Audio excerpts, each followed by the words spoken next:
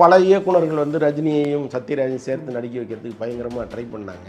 நானும் ஹீரோ, அவரும் ஹீரோ, ஏன் வந்து என்ன மட்டும் இல்லை நான் நடிக்க கூப்பிடுறீங்க? பட் இந்த படத்தை பொறுத்தளவுக்கு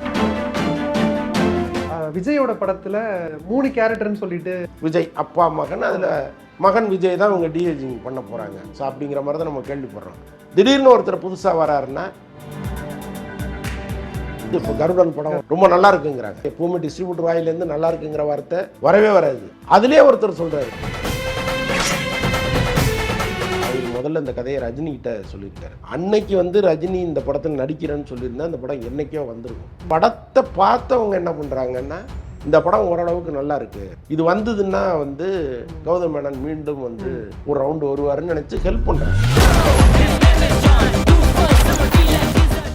ஒரு ஆல்மோஸ்ட் டிராப் தான் சார். ஃபர்ஸ்ட் பாலாவோட படம் ஒரு இதனால வெளியே போச்சு. இப்போ இந்த படம் வாடிவாசல ஏதோ சந்தேகத்தில் இருக்குன்னு சொல்றாங்க. சூர்யா பண்ற மிகப்பெரிய தவறாக தான் நான் பார்க்குறேன். எல்லாமே அவரை வளர்த்து விட்ட டைரக்டர்கள் தான். நியாயமா ஒரு கதையே கேட்கக்கூடாது. நீங்க வாங்க மேடம், எப்போ வேணாலும் டேட்டு கேளுங்கன்னு சொல்லிட்டு போகணும். சிவகார்த்தியனுக்கு கதை சொல்லியிருக்கிறதால இப்போ சோனி நிறுவனம் இருக்குன்னு வைங்களேன், ஒரு படத்தை ஒரு விலை கொடுத்து வாங்குறாங்க. இன்னைக்கு அவங்க கேசட்டாக போட முடியுமா, சிடியாக போட முடியுமா? காப்பிரைட் சட்டம் என்ன சொல்லுது? இசையமைப்பாளருக்கு தான் சொந்தம்னு சொல்லுது. அவங்க என்ன பண்ணுறாங்க? இப்போ பாருங்க, மஞ்சுமல் பாய்ஸ் வந்து 2 மாதம் ஆகிப்போம், இப்போ வந்து நோட்டீஸ் அனுப்புகிறாங்க. அப்போ இந்த அமைப்பு எவ்வளோ ஸ்பீடாக வேலை செய்யுதுன்னு பாருங்களேன். இந்த ஏஆர் ரஹ்மான் பண்ணியிருந்தாலும் தெரிஞ்சிருக்கும் தான். கற்ற கம்பில இருந்து அடிக்கிற ஆணி வரைக்கும் எல்லாம் குவாலிட்டியா இருக்கணும்ல. பிரகாஷ் போன்றவர்களுக்காகவே ஜிபிஆரின் டிஎம்டி கம்பிகள். Sathyabama institute of science and technology, Chennai. Sathyabama institute of science and technology, Chennai. Sir வணக்கம் சார். வணக்கம் சார், எப்படி இருக்கீங்க? நல்லா இருக்கேன்.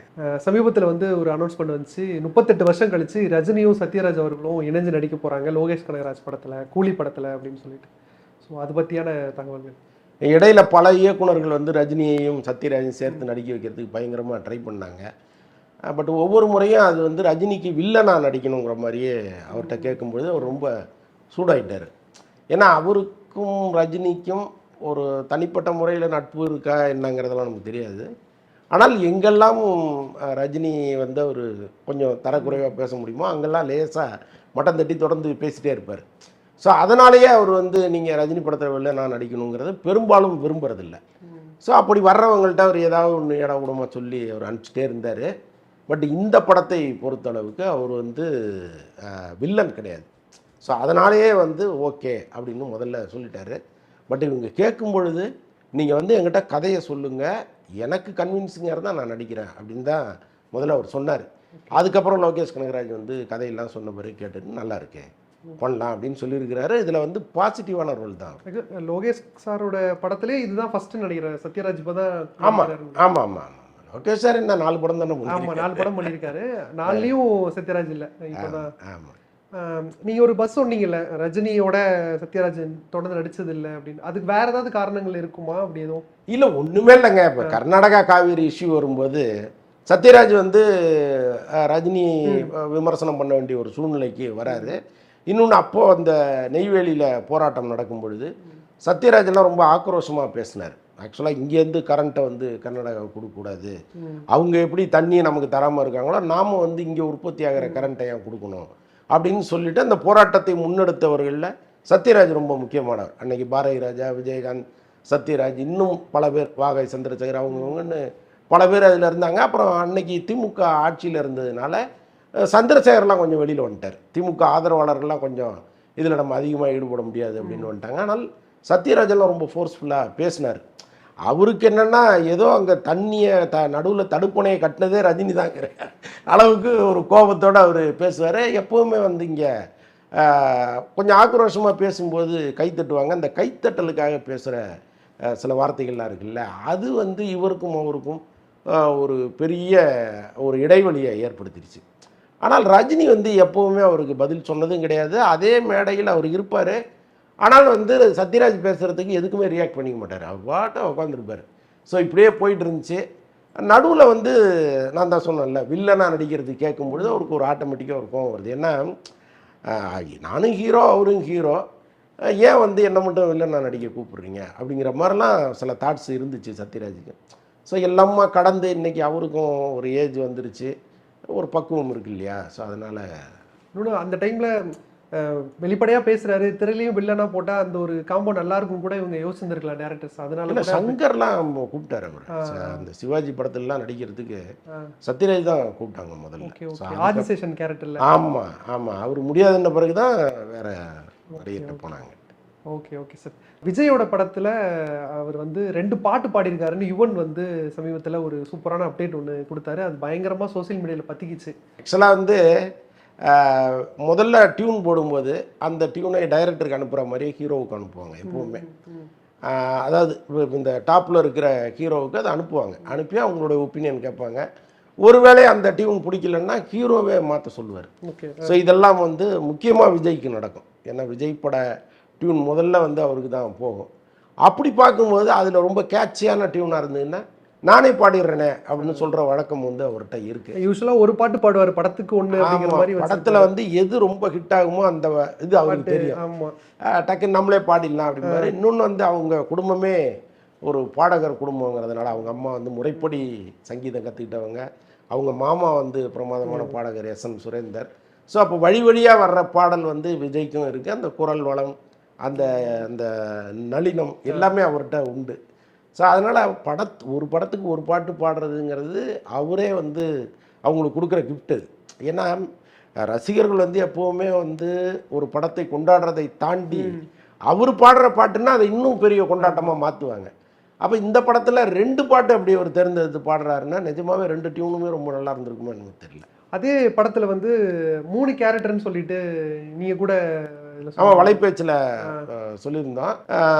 அதுக்கப்புறம் நாங்கள் பேசும்போது அவர் தான் சொன்னார், அந்த யூனிட்டில் ஒர்க் பண்ணுறவங்க சொன்ன தகவல் அது மேக்ஸிமம் உண்மையாக இருப்பதற்கு வாய்ப்பு இருக்குது அப்படின்னு. நம்ம சொல்லும்போதே அப்படி தான் சொன்னோம், மேக்ஸிமம் உண்மையாக இருப்பதற்கு. அது 3 கேரக்டர்னா எக்ஸ்பெக்டேஷன் இன்னும் ஜாஸ்தியாகும் அப்படிங்கிறது தானே? கண்டிப்பாக இருக்கும். ஒருவேளை வந்து இந்த படத்தினுடைய லீடாக இருக்க வாய்ப்பு இல்லை. ஏன்னா ஒரு அரசியலுக்கு போயிட்டாரு, திரும்ப நடிக்க வரமாட்டேன்னு வேற சொல்லியிருக்கிறாரு. அப்போ அவர் லீடு வச்சாருன்னா அது அவருக்கே அரசியல் மீது நம்பிக்கை இல்லைங்கிற மாதிரி ஆயிரும். பட் ஏதோ ஒரு கேரக்டர் கொஞ்சம் அதுக்கு பெரிய அளவு இம்பார்ட்டன்ஸ் இருக்குமான்னு தெரியல. ஏன்னா இது வரைக்கும் நம்ம கேள்விப்பட்டது என்னென்னா 2 விஜய் அப்பா மகன், அதில் மகன் விஜய் தான் இவங்க டிஏஜிங் பண்ண போகிறாங்க. ஸோ அப்படிங்கிற மாதிரி தான் நம்ம கேள்விப்படுறோம். திடீர்னு ஒருத்தர் புதுசாக வராருன்னா அவர் எந்த இடத்துல வராருங்கிற ஒரு ஆர்வம் நமக்கே இருக்குது. ஷூட் முடிஞ்சதா சார் ஃபுல்லாகவே? விஜய் சம்மந்தப்பட்டதெல்லாம் முடிச்சிட்டாங்க. இன்னும் ஜெயராம் சம்மந்தப்பட்ட சில காட்சிகளை பாண்டிச்சேரியில் எடுத்திருக்காங்க. இதுக்கப்புறம் 1 வாரம் ஷூட்டிங் இருக்குது. அது எல்லாமே பேட்ச் ஒர்க்கு தான், இடையில விடப்பட்ட காட்சிகள் தான். அதில் விஜய்க்கு கிடையாது, மற்ற நடிகர்களுக்கு இருக்குது. இப்போது கௌதம் மேனன் என்ன சார் பண்ணிட்டு இருக்காரு? துருவ நட்சத்திரம் நடுவில் ரிலீஸ்ன்னு சொல்லி பயங்கரமாக எக்ஸ்பெக்டேஷன்லாம் இருந்தது, நிறைய பேர் அது எதிர்பார்த்தாங்க. இன்னும் அது ஃபைனல் ஆகலையா? இது ஆக்சுவலாக சார் அவர் முதல்ல இந்த கதையை ரஜினிகிட்ட சொல்லியிருக்காரு. அன்னைக்கு வந்து ரஜினி இந்த படத்தில் நடிக்கிறேன்னு சொல்லியிருந்தா இந்த படம் என்னைக்கோ வந்திருக்கும்.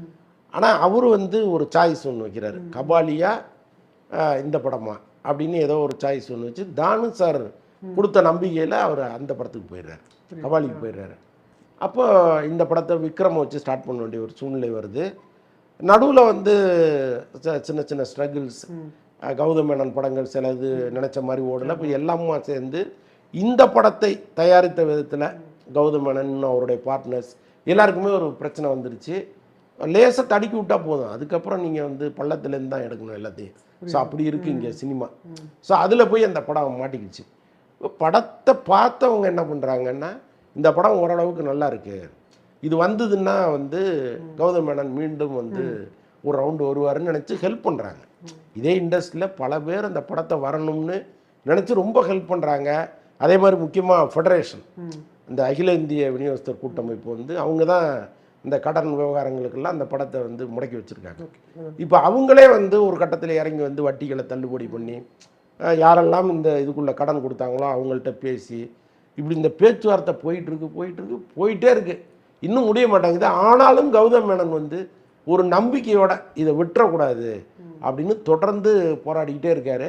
ஏதோ நார்த்துலேருந்து ஒரு பெரிய நிறுவனம் இந்த படத்துக்கு ஹெல்ப் பண்ணுறதா இப்போதைக்கு சொல்லியிருக்காங்களாம். ஒருவேளை அந்த நிறுவனம் வந்து ஒரு இதில் உள்ள அந்த பிரச்சனைகளை தீர்த்து இந்த படத்தை கொண்டு வந்தால் கௌதம் மேனனுக்கே ஒரு பெரிய நிம்மதியாகவும் அடுத்தடுத்து ஓடுவதற்கும் வசதியாக இருக்கும். ஆக்சுவலி அவர் நடிகராக வந்ததுக்கான ரீசனுமே வந்து இந்த சிக்கல்கள்லேருந்து கொஞ்சம் கொஞ்சமாக ரிலீஃப் ஆகிறது தான். ஆமாம்மா, கண்டிப்பாக. இப்போ அவர் அவர் ஒரு நாளைக்கு ஒரு 10 லட்ச ரூபா சம்பளம் கொடுக்க மாட்டாங்களா அவருக்கு? அப்போ இந்த மாதிரி ஒரு 10 நாள் டேட்டு கொடுத்தாருன்னா லம்பாக ஒரு தொகை வருது இல்லை, அதை வாங்கி ஒரு கடன் அடைக்கலாம். ஸோ இந்த மாதிரி தான் உள்ளே வந்ததும் கூட. ஆக்சுவலி இதே தானே சார் சசிகுமாருக்கும் அந்த டைமில் இஷ்யூ வரும்போது படம் நடிக்க சசிகுமாருடைய மார்க்கெட்டு தலைகுப்புற போனதுக்கு அவருடைய கடனும் ஒரு காரணம். சொந்த படம் எடுத்தது முக்கியமான காரணம். அப்போ அந்த கடனை அடைப்பதற்கு என்ன பண்ணுறாருன்னா, யாரெல்லாம் வராங்களோ எல்லாருக்கும் டேட்டு கொடுக்குறாரு. அப்போ அந்த படங்கள் ஓடாமல் போய் மார்க்கெட்டு சரிஞ்சு இப்போ அவரே டைரக்ட் பண்ணி அவரே நடித்து அவர் ஒரு படம் எடுத்தாருன்னா வந்து நின்றுவார் பழைய மாதிரி. சசிகுமார் ஒரு படம் இப்போ ஏதோ படம் பண்ணுறதாலாம் கேள்விப்பட்டேன் சார். அதெல்லாம் என்ன? அதான் குற்றப்பரம்பரை, அது வந்து வெப் சீரிஸாக பண்ணுறதா இருந்தார் அவர். பட் அந்த படம் ஸ்டார்ட் பண்ணும் பொழுது அதில் ஒரு பெரிய சிக்கல் ஒன்று வந்துருச்சு. என்னென்னா, அந்த படத்துக்கு எதிராக ஒருத்தர் வழக்கு போட்டார். ஆக்சுவலாக ஏற்கனவே வழக்கதுக்கு ஆமாம், ஏற்கனவே பாலா நாம் பண்ணுறாரு, அப்புறம் பாரதி ராஜா பண்ணுறாரு. 2 பேருமே ஒரு கட்டத்தில் நாங்கள் பண்ணல, நீங்கள் பண்ணுங்கன்னு விட்டு கொடுத்துட்டாங்க. இவர் எல்லாமே ஸ்டார்ட் பண்ணி கிளம்பும்போது வேற ஒருத்தர் வந்து அந்த படத்தின் மீது ஒரு வழக்கு ஒன்று போடுறாரு. அதுக்கப்புறம் வந்து இந்த வெப்சீரிஸ் எடுக்க வந்த நிறுவனமே கொஞ்சம் தயக்கம் காட்டுறாங்க.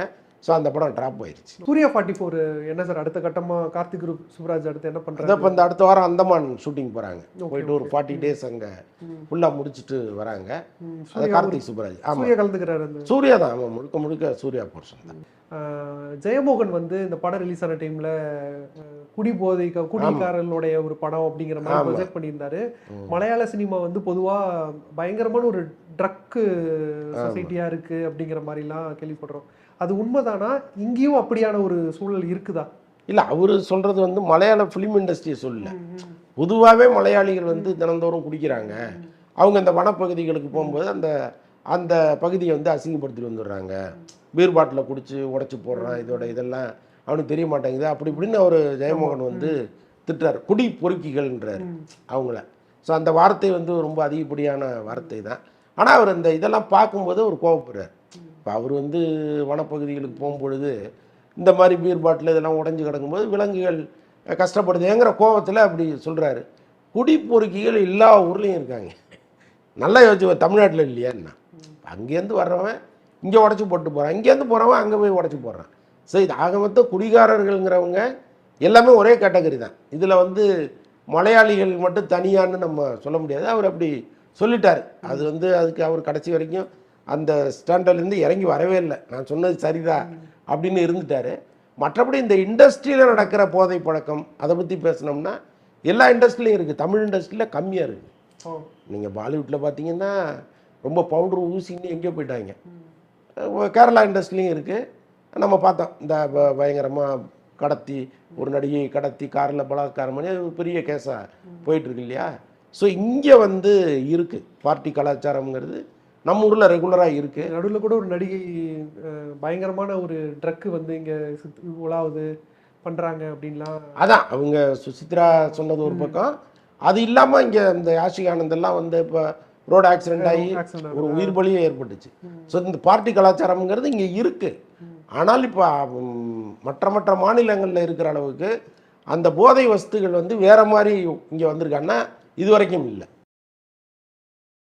ஒரு ஆல்மோஸ்ட் டிராப் தான் சார். ஃபர்ஸ்ட் பாலாவோட படம் ஒரு இதனால வெளியே போச்சு. இப்போ இந்த படம் வாடிவாசல ஏதோ சந்தேகத்தில் இருக்குன்னு சொல்றாங்க. சூர்யா பண்ற மிகப்பெரிய தவறாக தான் நான் பார்க்குறேன். எல்லாமே அவரை வளர்த்து விட்ட டைரக்டர்கள் தான்.